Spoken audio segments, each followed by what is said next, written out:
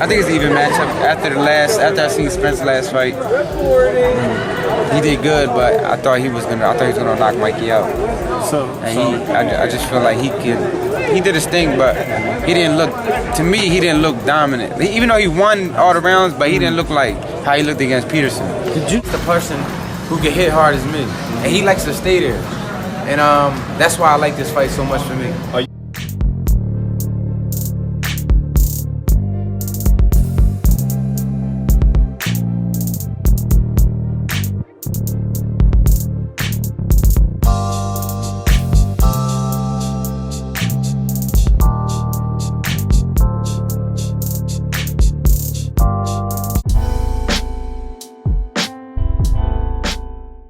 Boxing promoter Lou DiBella says Danny Garcia has a good chance of beating Errol Spence November 21st. DiBella thinks Garcia's catching Spence at the right time. Spence is coming off a hard fight from Porter, which some people thought Porter won that fight. And he's also coming from a horrific car accident that could have killed him. For that reason alone, Errol Spence went from a -600 favorite to a -400 favorite.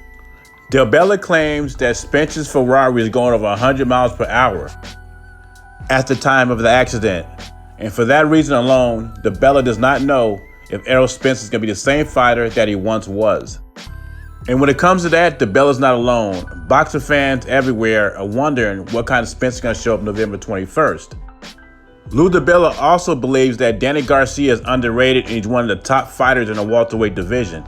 He said this is far from a tune-up and it's a very dangerous fight for Errol Spence.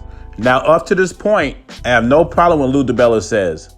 But when he says Danny Garcia could be the biggest puncher at 147, what legit 147-pounder has Danny Garcia knocked out? He's knocked out Granado's. Granado's natural weight is probably 140 or 135. He's not a 147-pounder. And then he fought Lamont Peterson at 143-pound catch weight. And some people thought he lost that fight. He got the majority decision, but it was a close fight. He eked it out. Now you look at his welterweight counterparts. Errol Spence stopped Lamont Peterson. Sergio Lipinets knocked out Lamont Peterson.